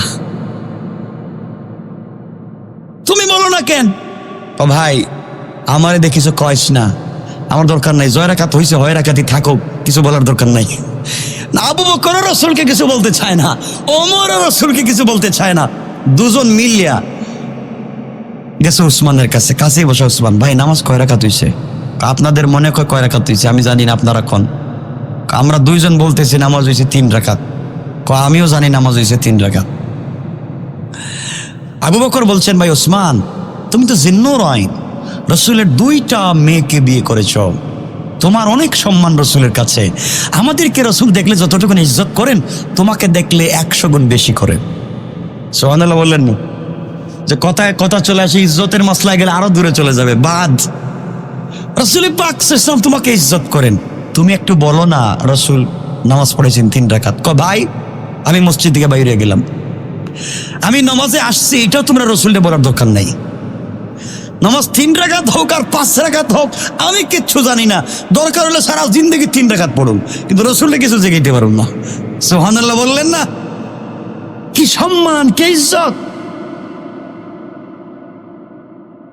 ওমর বলতেছে, ভাই উসমান রাগ করিস না, আমরা 3 জন হইছি তো, এখন দেখি আলী আসেনি।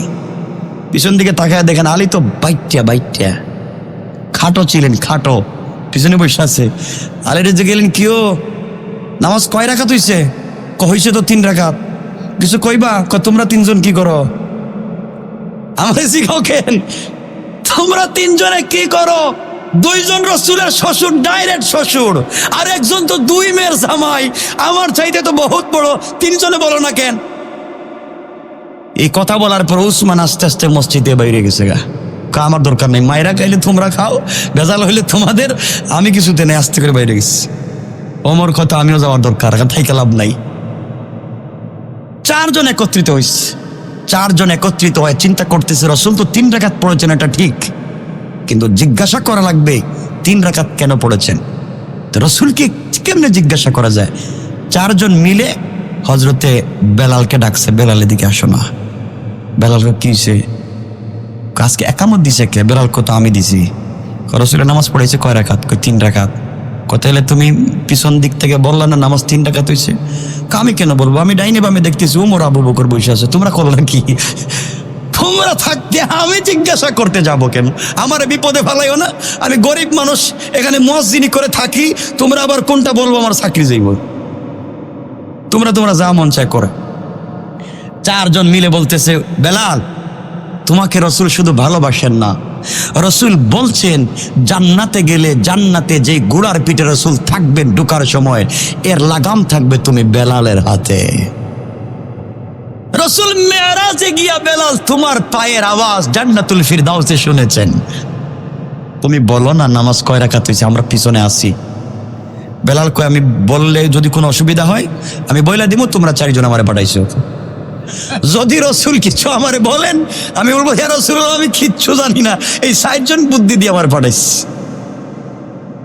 কি সুন্দর ভালোবাসা! রাসূল পাক ইসলামের কাছে বেলাল গেলেন, সালাম দিছে, সামনেই তো বসা, সালাম দিয়ে মুসাফা করছেন। রাসূল বলেন, বেলাল কি তোমরা শুধু কানাঘুষা করো, কিছু বললে তো বলতে পারো। ইয়া রাসূলুল্লাহ আপনি ভালো আছেন? ভালো তো আছি, দেখতেছো না ইমামতি করতেছি, ভালো আছি। কি বলতে চাও বলো। ইয়া রাসূলুল্লাহ বলতে চাই। দেখেন কি জিগায়, বলতে পারতো আপনি হুজুর নামাজ 3 রাকাত পড়েছেন, 4 রাকাত পড়েন নাই, এটা বলতে পারে না? এটাই তো। এই কথাটা না বলে হযরত বেলাল বলতেছেন, হাদিসের ইবারত বলতেছি, হযরত বেলাল বলতেছেন, ইয়া রাসূলুল্লাহ আকুসিরাতিস সালাতু আম নাসিতা ইয়া রাসূলুল্লাহ। বেলাল বলতেছেন, ওগো আল্লাহর পয়গম্বর, আজকে থেকে কি 4 রাকাত নামাজ 3 রাকাত হয়ে গেছে? আল্লাহ কি জিব্রাইল পাঠাইয়া আজকের থেকে বলেছেন যে আমরা আসরের নামাজ 3 রাকাত পড়বো? না আম নাসিতা ইয়া রাসূলুল্লাহ, না আল্লাহ আপনাকে ভুলাইয়া দিয়েছেন? সুবহানাল্লাহ বললেন না? বলতেছেন আপনি নামাজ 3 রাকাত পড়েছেন, বলতেছেন আপনি ভুল করেছেন, বলতেছে আজকের থেকে কি আমরা 3 রাকাত পড়বো নামাজ আসরের, নাকি আল্লাহ আপনাকে বলাইয়া দিয়েছেন? নবীজি বলছেন, বেলাল সহজ করে বলো নামাজ কয় রাকাত? ইয়া রাসূলুল্লাহ নামাজ হয়েছে 3 রাকাত। তাহলে এত কিছু দরকার কি? দাঁড়াও, ভুল হয়ে গেছে, আবার 4 রাকাত পড়ে নেই। সুবহান! ইসলাম কত সুন্দর। আমরা তো লাঠিটা লো, ইমাম গেছিল কই আজকে, না খবর লো দরকার, 3 রাকাত পড়লো কে? মারামারি। কত সুন্দর ভালোবাসা, কত সুন্দর ইসলাম। শ্বশুর জামাইয়ের সম্পর্ক ভালো ছিল, রাসূল পাকের সঙ্গে সম্পর্ক ভালো ছিল। তো ইজ্জতের কথা বলেছিলাম, রাসূল পাক একদিন ঘরে শুয়ে আছেন, এভাবে শুয়ে আছে, হাঁটু থেকে নাভি পর্যন্ত কাপড় দিয়ে ঢাকা, ঘরের ভিতরে কেউ নাই, নবীজি, নবীজির স্ত্রীরা, আমাদের মায়েরা, হাঁটু থেকে নাভি পর্যন্ত ঢাকা। এমন সময় ঘরে নক করেছে, কে? ইয়া রাসূলুল্লাহ আমি আবু বকর। আসো। দরজা খোলা। আবু বকর ঢুকলেন, ঢুকে দেখেন রাসূলের নাভি পর্যন্ত কাপড় আছে, শরীরটা খোলা, শুয়ে আছেন বিছানায়। কিছুক্ষণ পরে আবার এসে ডাক দিলেন, কে? ইয়া রাসূলুল্লাহ আমি ওমর। আসো। আসলেন। কিছুক্ষণ পরে আবার নক করেছেন, কে? ইয়া রাসূলুল্লাহ আমি ওসমান। রাসূল বলছেন, থামো, আসার দরকার নেই, দাঁড়াও। এরা দুইজনকে আমরা আসলাম বলেন, আসো আসলাম। ওসমান আসতে বললেন, থামো, ব্যাপারটা কি? রাসূল উঠলেন, ভিতরে গেলেন, কাপড় পাল্টালেন, গোটা বডি ডাকলেন, সুন্দর লেবাস পরলেন, নিজে দরজাটা খুলে দিলেন। সুবহানাল্লাহ বললেন না? ওসমান ভিতরে ঢুকলেন, ওসমান চলে গেলেন, লম্বা ঘটনা সংক্ষেপ, সবাই চলে গেলেন। আবু বকর ওমর একদিন বলে, ইয়া রাসূলুল্লাহ ওই দিন আমরা গেলাম, আমাদেরকে দেখে আপনি উঠলেন না, শুয়ে থাকলেন। আর ওসমান যাইতে উঠলেন, কাপড় চেঞ্জ করলেন, নিজে দরজা খুলে দিলেন, ব্যাপারটা কি? নবীজি বললেন, ওমর, আবু বকর তোমরা জানো না আমি ওসমানকে দেখলে কেন লজ্জা পাই? এই ওসমানকে দেখলে আল্লাহর ফেরেশতারা পর্যন্ত লজ্জা পায়। ওসমান যখন রাস্তা দিয়ে হেঁটে যায়, আমার আল্লাহ মুস্কি মুস্কি হেসে বলে, ও তো রাসূলের 2 মেয়েকে বিয়ে করে গোটা জান্নাতটা ক্রয় করে নিজের হাতে নিয়ে ফেলেছে। সুবহান! কি সম্পর্ক, কি ভালোবাসা, দিনটা কেমন সুন্দর ছিল। কষ্ট পাচ্ছেন আপনারা? আমার টাইম কিন্তু শেষ হয়ে যাচ্ছে। কি কন আপনারা? না কষ্ট পাচ্ছেন? আমি সংক্ষেপ করে দেব না, ভালো লাগলে কইলে হবে না তো। আমার বন্ধুগণ, কেমন ভালোবাসা! এই ওসমান রাসূলের মেয়ের জামাই, হযরত আলী রাসূলের মেয়ের জামাই, আবু বকর, ওমর, সবাই বসছেন। কথা শুনতেছেন আমার? সবাই বসছে। নবীজি বলছেন, আজকে খাবার হবে, খাবার একসাথে খাবো। সবাই বলেন, ইয়া রাসূলুল্লাহ আপনি বন্টন করে দেন। নবীজির এখানে বসছেন হযরতে উসমান, এদিকে বসছেন হযরতে আলী, হযরতে আবু বকর, হযরতে ওমর, সবাই এখানে বসছেন, খেজুর খাচ্ছেন। কি খাচ্ছেন? খেজুর খাচ্ছেন। দেখেন মধ্যখানে বিশ্বনবী বসা, শ্বশুর বসা, জামাই বসা, খাইতে খাইতে হঠাৎ রাসূল বলেন, সাহাবীরা খাবার থামাও, কথা আছে। আবু বকর মনে মনে ভাবলেন, জিন্দেগি তো রাসূল এমন কাজ করলেন না, আজকে হঠাৎ করে বলেন খাবার বন্ধ, বন্ধ করো খাবার। দেখি কি বলেন। রাসূল বললেন, সাহাবীরা তোমরা বলো তো, আমি জীবনে এমন পেটুক দেখি নাই। পেটুক, পেটুক বুঝেন তো? কম খায় না বেশি খায়? আপনাদের এলাকায় বেশি খায় যে তারে কি কয়? খাদক। খাদক কয়। পেটুক বেশি খায়। সাহাবীরা তোমরা জানো আমি নবীজি বসা, আমি থাকতে মানুষ এমনি লজ্জা পায়, আর আমার সামনে বৈশা এমন পেটুক কে যে সব থেকে বেশি খেজুর খাইলো? সাহাবায়ে কেরাম তো ভয় পেয়ে গেছে, লজ্জা পেয়ে গেছেন। হঠাৎ করে রাসূল আমাদেরকে লজ্জা দিচ্ছেন, আমরা বেশি খেয়েছি।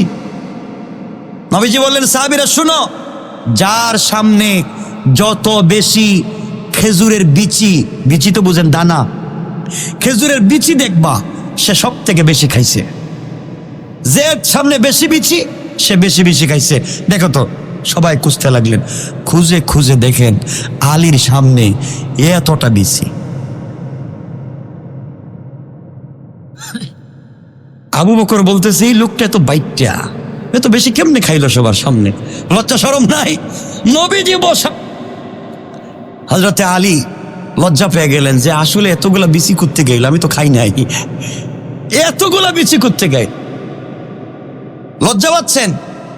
হযরতে আলী দাঁড়ালেন, দাঁড়ায় বলেন, সাহাবীরা শুনো, আমি তো খাইছি, আমি পেটুক, আমি খাদক, আমার সামনে বিচির থুস থুপ পড়ে আছে, সব থেকে বেশি যদি আমি খাই, কিন্তু এই মজলিসে এমন পেটুকও আছে, খেজুরও খাইছে, বিচিও খাইছে। সুবহানাল্লাহ বললেন না? যার সামনে দেখবে একটা বিচি নাই, হ্যাঁ সব থেকে বেশি খাইছে। আমি তো বিচি রাখছি, বিচি শুদ্ধ খাইছি। সাহাবায়ে কেরাম খুঁজতে লাগলেন কার সামনে বিচি নাই। দেখেন নবীজির সামনে একটাও বিচি নাই। সুবহানাল্লাহ বললেন না? আওয়াজ করে বলেন না সুবহান। এর অর্থ হইল রসুল খেজুর খাইয়া বিচিটা আলীর সামনে রাখছেন। খেজুর খাইয়া বিচিটা আলীর সামনে, অথচ আলী রসুলের মেয়ের জামাই। শ্বশুর আর জামাইয়ের কি সম্পর্ক, আর আপনাদের কি সম্পর্ক? কিছু দূর যাওয়ার পরে জামাই খাব্বা, ফরিদপুরের রাস্তা দিয়ে হাঁটা যাইতেছে না, যে ঠান্ডা লাগতেছে আমার, একটা সিগারেট থাকলে দেও না, কি সিগারেট, সিগারেট। শ্বশুরের জামাই কো সিগারেট দেয়। আর রসুল পাকের শ্বশুর জামাইয়ের কি সম্পর্ক? আল্লাহ যেন আমাদের পরিবারগুলোকে এমন সুন্দর করে, সবাই বলেন আমিন, আরো জোরে আওয়াজ করে বলেন আমিন। কি সম্পর্ক, কি দিন, কি ইসলাম তাদের মধ্যে। আমার মুসলমান বন্ধুগণ, গভীর মনোযোগ। এই বিশ্ব নবী সাল্লাল্লাহু আলাইহি ওয়াসাল্লামকে সাহাবায়ে কেরাম কতটুকুন ভালোবাসতেন, এই ভালোবাসা তো আপনাদের জানা নাই। বাইরে ইসলামের জন্য কষ্ট করা লাগবে, নচেত ইসলাম কায়েম হবে না। আমরা যাকে খলিফাতুল মুসলিমিন আবু বকর নামে চিনি, হযরতে আবু বকর সিদ্দিক রাদিয়াল্লাহু তাআলা আনহু যখন কালিমা পড়ে মুসলমান হতে গেলেন, নবীজির কাছে যখন দিন পৌঁছে গেল, নবীজির কাছে যখন নবুয়ত পৌঁছে গেল, নবীজি দ্বীনের দাওয়াত দিতে লাগলেন। দ্বীনের দাওয়াত দিতে দিতে তার বাল্য বন্ধু হযরতে আবু বকর সিদ্দিকের কাছে গিয়ে বলেন, আবু বকর, তুমি আমাকে ভালো করে চিনো, আমিও তোমাকে ভালো করে চিনি। আবু বকর, আমি আজকের থেকে নবী এবং রাসূল কালিমার দাওয়াত দিচ্ছি, তুমি কি কালিমা পড়বা না? কালিমাটা পড়ে নাও। আবু বকর ডাক দিয়া বললেন, মুহাম্মদ ইবনে আব্দুল্লাহ, তুমি আমার বন্ধু, সন্দেহ নাই, কিন্তু তুমি যে বললা তুমি নবুয়ত লাভ করেছো, তোমার কাছে নবুয়ত এসেছেন, কোরআন নাজিল হয়, এর প্রমাণ কি? তোমার কাছে কি কোনো প্রমাণ আছে? প্রমাণ থাকলে দাও, প্রমাণ ছাড়া তো আমি আবু বকর মানতে পারি না। আমার নবী ডেকে বললেন, আবু বকর, তুমি আমার কাছে নবুয়তের দলিল চাইলা, আমার কাছে নবুয়তের প্রমাণ চাইলা, আমি নবী কি না তুমি প্রমাণ চাইলা। আবু বকর রে, আমি নবী হয়েছি আজকে, আমি নবী হওয়ার 5-6 বছর আগে নবুয়তের দলিল পৌঁছে গিয়েছে তোমার কাছে। কোন সুবহানাল্লাহ। আবু বকর ডাক দিয়ে বললেন, বন্ধু মুহাম্মদ ইবনে আব্দুল্লাহ, তুমি নবুয়ত লাভ করে আমার কাছে দ্বীনের দাওয়াত দিচ্ছ, আর বলছো তুমি নবী এবং রাসূল, আবার বলতেছো আমার কাছে নবুয়তের দলিল আরো আগে পৌঁছে গেছে, কেমনে কি বুঝি না। আমার নবীজি বলেন, আবু বকর রে, তুমি তো কিছুদিন আগে আমাকে বলেছো,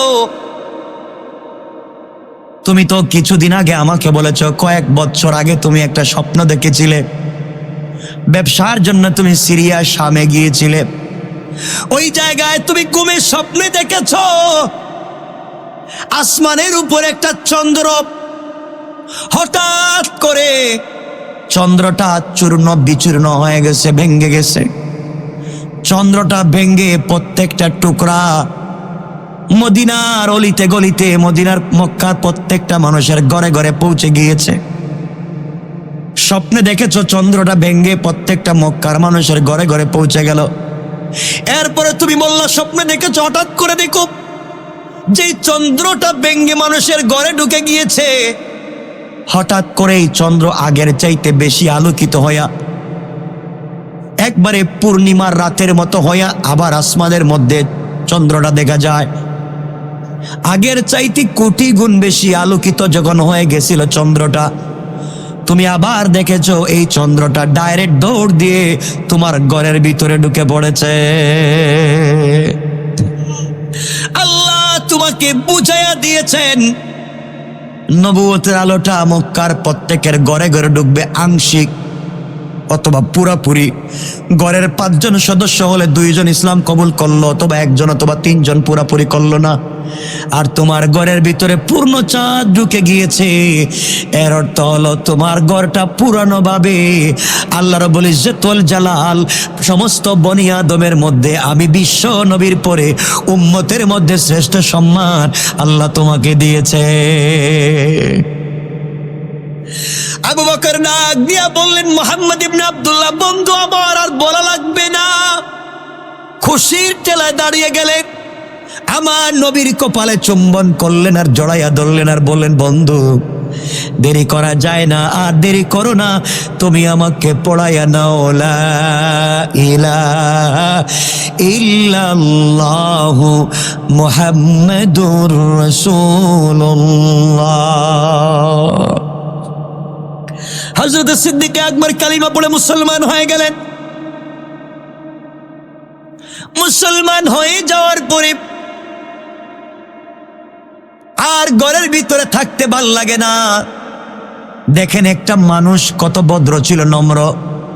কুরাইশের মধ্যে সিদ্দিক আকবর অনেক দাম ছিল, মক্কার মধ্যে সিদ্দিক আকবরের অনেক সম্মান ছিল, অনেক ইজ্জত ছিল, মানুষ তাকে অনেক সম্মান দিত। এই সিদ্দিক আকবর দ্বীনের দাওয়াত দেওয়া শুরু করলেন। একদিন বিশ্ব নবীকে নিয়ে কাফেরদের এক মজলিসে গেলেন, কালিমার দাওয়াত দিলেন, ইসলামের কথা বিশ্ব নবী বলতে লাগলেন। কালিমার দাওয়াত যখন দিতে লাগলেন, হযরতে আবু বকরকে ওই সময় কিছু মানুষ এমন ভাবে মারতে লাগলো, হাদিসের ভাষা হলো হযরতে আবু বকর অজ্ঞান হয়ে মাটিতে পড়ে গেলেন। নাক মুখ দিয়ে রক্ত বের হতে লাগলো, নাকটা মুখটা থেতলাইয়া দিল। আবু বকরকে চিনা যায় না, আবু বকর মরে গেছেন মনে করে তারা ফেলে দিয়ে চলে গেল। হযরত সিদ্দিক আকবর মরে গিয়েছেন মনে করে মক্কার মানুষেরা আবু বকরকে ওখানে ফেলে দিয়ে চলে গিয়েছে। আত্মীয় স্বজন মিলে হযরতে আবু বকরকে ধরে ধরে কুলে করে উঠালেন। এই মানুষটাকে কুলে উঠানো যায় না, ধরাও যায় না। 4 জন একটা রুমাল বিছিয়ে দিলেন, কাপড় বিছালেন। হযরতে আবু বকর কালিমা পড়বার অপরাধে মানুষে তো মারলো। কাপড়ের মধ্যে শোয়া 4 জন কাপড়ের চারদিকে ধরলেন। এইভাবে একটা ভদ্র মানুষকে, সম্মানী মানুষকে মানুষ পিটালো কালিমার অপরাধে। হযরতে আবু বকরকে 4 জন কাপড়ের চারদিকে ধরলো, বাড়িতে নিয়ে এসেছে। মায়ের কাছে এসে বলছে, শোনেন, আপনার ছেলে মুহাম্মদ ইবনে আব্দুল্লাহ যে কালিমার দাওয়াত দেয়, এই কালেমা কবুল করেছে, মানুষ তাকে এইভাবে পিটাইছে অজ্ঞান। সারাদিন চলে গেল, সন্ধ্যা চলে এসেছে, আবু বকরের জ্ঞান ফিরে না। আবু বকরের গোষ্ঠীর মানুষ গিয়ে বলছে, শোনো, আবু বকর যদি মরে যায়, সে ধর্ম পরিবর্তন করে ইসলাম কবুল করেছে, তোমরা এভাবে মারতে পারো না। একটা মানুষকে এত মাগাত করা যায় না, তোমরা এত মাইর দিছো, যদি আবু বকর মরে যায় প্রতিশোধ নেব। এইভাবে সারাদিন চলে গেল। আবু বকরের নাক মুখ থেকে রক্ত যেতে যেতে আর জ্ঞান ফিরে না। মা কান্না করে বলেন, আমার একটা মাত্র ছেলে রে, কে মারলো? এমন মায়ের দিছে আমার বাচ্চাটা তো আর বাঁচবে না, মরে যাবে। এভাবে করতে করতে সন্ধ্যার পরে হযরতে আবু বকর একটু একটু নড়াচড়া করে, চক্ষু খুলে তাকাতে পারেন না, ঠোঁট মুখ ফুলে গেছে, সব থেকে রক্ত বের হচ্ছে। কথা বলতে পারতেছেন না, ইশারায় কথা বলতেছেন। মা ডেকে ডেকে বলছেন, বাবারে, কালিমার অপরাধে মানুষ এত মারলো, তুই তো চাইলে কালিমা ছাইড়া দিতে পারতে। হযরতে আবু বকর জ্ঞান ফেরার পরে বলছেন, মা শোনো, কে আছো আমার কাছে শোনো, কে আমাকে মারলো আমি তা জানতে চাই না, কত কষ্ট পেয়েছি তা জানতে চাই না, মারে আগে বলো আমার বিশ্ব নবী কেমন আছে।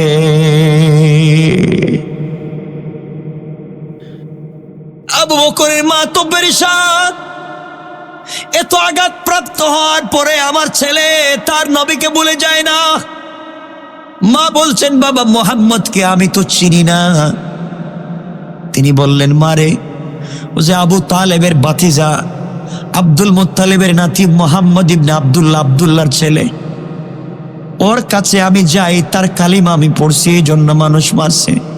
মা, আমি মরে যেতে পারি, সবাই মারতে পারে, কিন্তু আমার বন্ধু যে কালিমার দাওয়াত দিয়েছে, আমি আমার জবানের কলেজায় যে শান্তি পাইছি, সবাই আমাকে 1 কোটি বার মারতে পারে, মরে যেতে পারি রে মা, কিন্তু 1 সেকেন্ডের জন্যে আমি আবু বকর কালিমা ছেড়ে দিতে পারি না।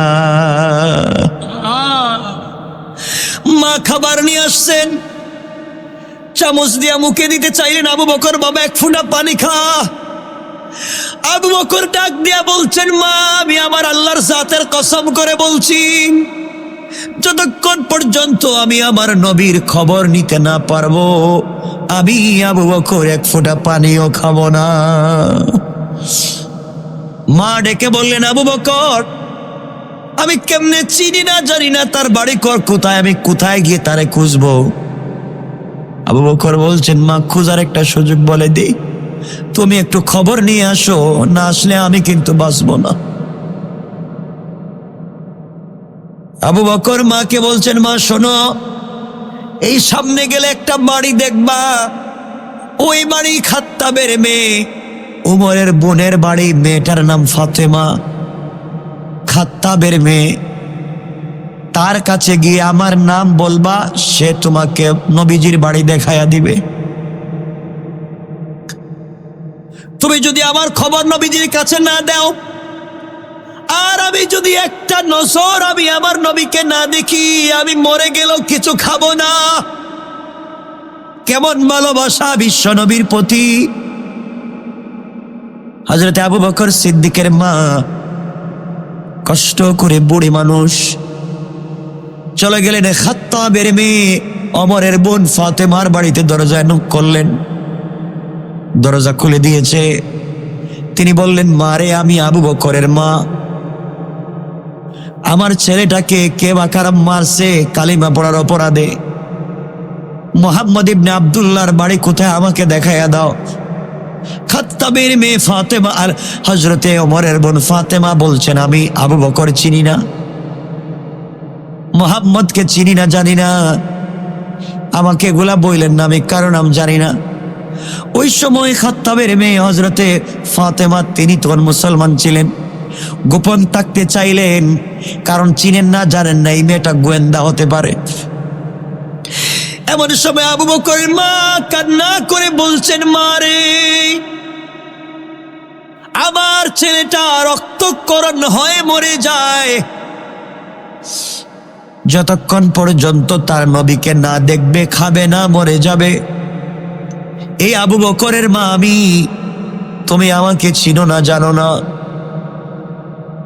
ফাতেমা বলছেন, মা, আমাকে কি নিয়ে যাওয়া যাবে আবু বকরের কাছে, আমি একটু দেখতে চাই। হযরতে আবু বকরের মা ফাতেমাকে নিয়ে আসলেন আবু বকরের কাছে। এসে দেখলেন চেহারাটা চিনা যায় না। আরে আপনারা জানেন না যে লোকটা মারছে বলতে লজ্জা হয়। কাঠের জুতা পা থেকে খুলে হযরতে আবু বকরের বুকে পিটাইছে। শুধু কালিমা পড়ার অপরাধে মুখটা থেতলে দিয়েছে, কালিমা ছেড়ে দেন নাই। এই আবু বকরকে ফাতেমা দেখলেন। আবু বকর ঠোঁট নাড়াইয়া কথা বলে বলছেন, বোন বল নবীজি কেমন আছেন? হযরতে ফাতেমা বলছেন, আবু বকর শান্ত হ, নবীজি ভালো আছেন, তুমি কিছু খাও।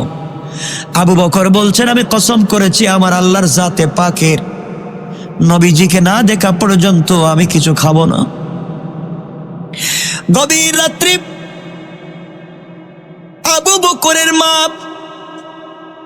আর খাত্তাবের মেয়ে ধরে ধরে দুইজনের কাঁধের উপরে ভর দিয়ে দিয়ে হযরতে আবু বকর বিশ্ব নবীর কাছে যখন চলে গিয়েছেন, নবীজি আবু বকরকে যখন দেখলেন চেহারাটা চিনা যায় না, রক্তে লাল। আমার নবী আবু বকরকে জড়াইয়া কাঁদলেন আর ডেকে বললেন, আল্লাহ,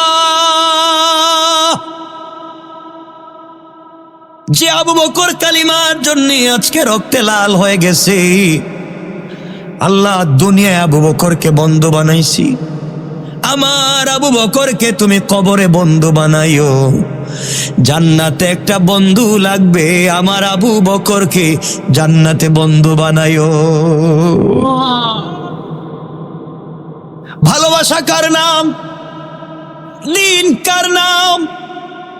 ইসলাম এমনি এমনি আসে নাই। নবীজি আবু বকরকে জড়ায়া ধরলেন আর বললেন, ইয়া রাসূলুল্লাহ, এই যে আমার মা বুড়ি মানুষ, কালিমা পড়ে নাই, এরপরেও তো আমাকে অনেক শুশ্রূষা করেছে, আপনি আমার মায়ের জন্য একটু দোয়া করেন না কেন? আল্লাহ যেন আমার মাকেও জান্নাতি বানায়, কালিমা যেন পড়ে। নবীজি কে ছিলেন? শোনো মুসলমান, শোনো। নবীজি ওযু করলেন, হযরতে আবু বকরকে শোয়ালেন, খাত্তাবের মেয়ে ফাতেমা বসা। বিশ্ব নবী ইশারা করে চোখ দিয়ে হযরতে আবু বকরের মায়ের চেহারার দিকে তাকালেন।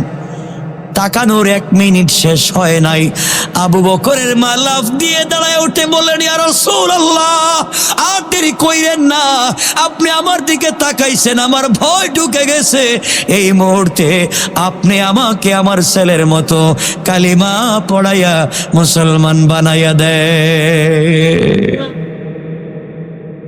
মুসলমান হয়ে গেলেন। মুসলমান হয়ে গেলেন। রাসূলের দোয়া তো অনেক স্পিড, অনেক পাওয়ার।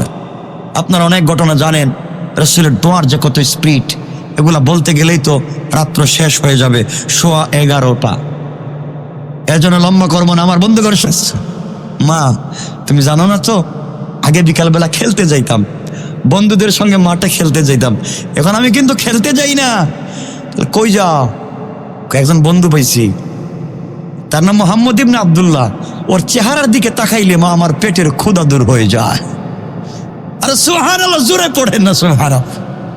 মা আমি এখন খেলতে যাই না, বন্ধুদের আড্ডায় যাই না, একটা বন্ধু পাইছি তো মোহাম্মদ, ওর কাছে যাই, গেলে না ওর কাছাকাছি বসি, ওর কাছে বসলে মাঝে কি গ্রান করে, এই গ্রান নাকি জান্নাতের গ্রান।